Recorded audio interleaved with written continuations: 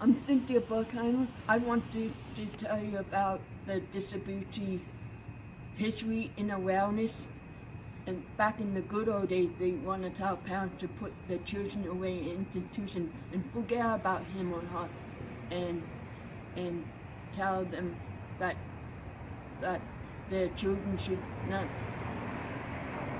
be allowed to be home with their brothers and sisters. Forget about they ever had them, and lock them up in an institution. Now, we are allowed to live independently, from institution to independent living.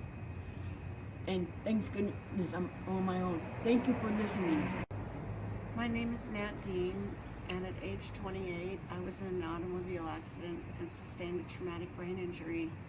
I owned a small advertising agency and was a fine artist, and I had 5 employees.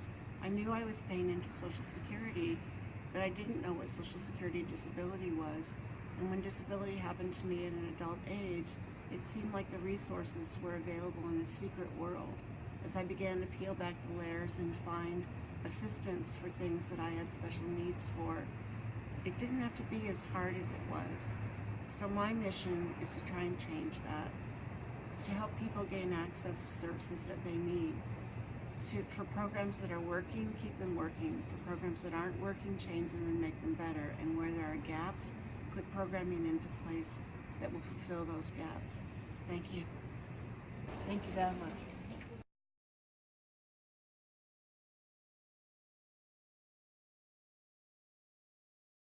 The biggest challenge that people with disabilities face today is the diminished expectations that society has put on them for centuries.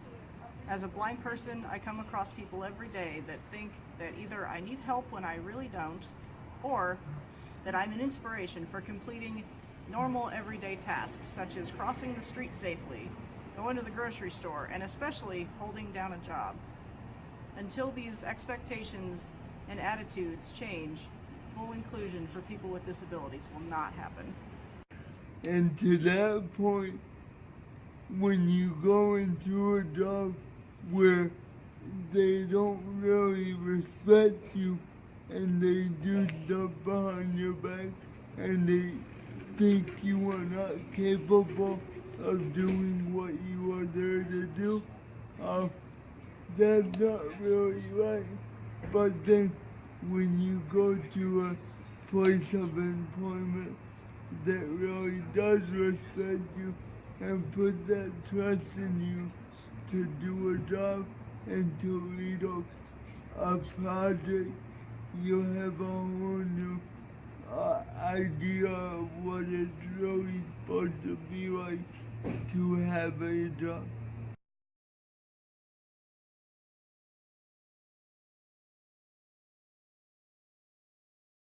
If you have a disability, remember, you're only going to get as far as you want to.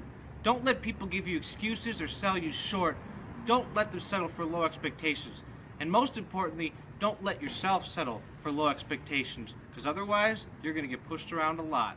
If you have friends or colleagues with disabilities, expect competency. People with disabilities are capable of getting the job done given the right supports. Accommodations are normal, and they decrease the effect of the disability and level the playing field. So, believe they can do it, offer support, and give them space.